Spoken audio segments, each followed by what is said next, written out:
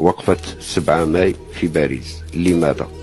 ماذا تمثل هذه الوقفة بالنسبة للجزائريين؟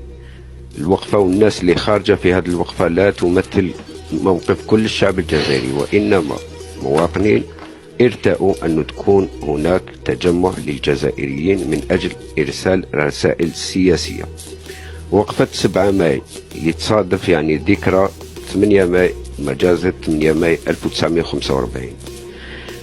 هذه الذكرى ستكون رسالة لكل شعب العالم لكي يفهم العالم يعني حقيقة ولماذا الشعب الجزائري يقف مع الشعوب المستضعفة والقضايا العادلة في العالم.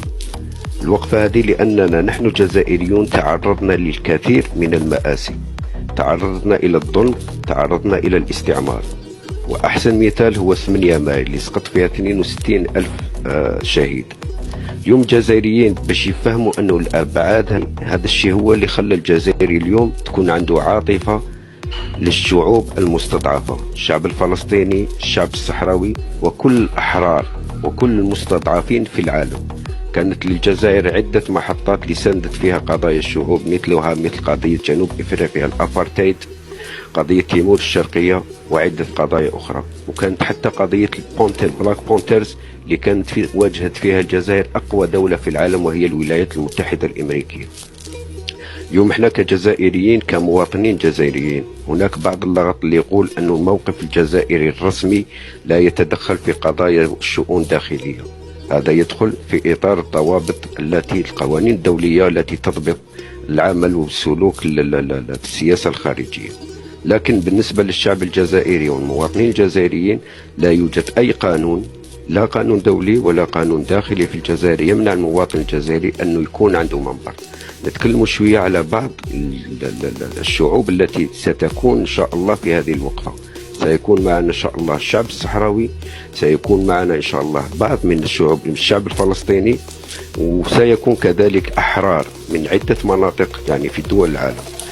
احنا الجزائريين من حقنا كذلك أننا نستغل كل المنابر، خاصة المنابر الأوروبية التي كانت من خلالها تهاجم الجزائر تحت غطاء حرية التعبير. لذلك المواطن الجزائري كذلك له الحق أن يستعمل نفس المنابر اللي كانوا يسبوا منها الجزائر. سنستعمل هذه المنابر لنقل حقيقة ما يحدث في المنطقة، حقيقة أن هناك نظام فاسد، نظام يصدر الشر إلى شعوب المنطقة، نظام يقمع بعض الشعوب. وستكون هناك عدة شهادات من بعض المواطنين من الجهة الغربية من الجزائر. هذول المواطنين يرفضون أن ننعتهم أنهم مغاربة. لذلك نحن احتراما لهم وتقديرا لجهودهم ولمآسيهم ولضحاياهم ولتاريخهم وماضيهم، نحن لدينا كمواطنين عاطفة تجاههم، لكن نحن لا نتدخل في أي شأن خارجي. قضية هذه تخص الشعب الريفي وهم أحرار في تقرير مصيرهم. إذن لابد أن تكون الرسالة واضحة أننا اليوم نريد فتح هذا النظام العلوي العميل الصهيو مخزني. اليوم هناك عدة شعوب كذلك يعني أصبحت ضحية لهذا النظام. على سبيل الذكر مثلا للحصر أن الشعب التونسي فقط لما أن الرئيس قيس سعيد استقبل إبراهيم غالي، يعني شفتوا الهجمات الممنهجة اللي كانت ضد الشعب التونسي إلى يومنا هذا. وآخر تصريح للرئيس الجمهورية لما قال أنه اليوم ما يحدث لقيس سعيد نتيجة استقباله للزعيم إبراهيم غالي.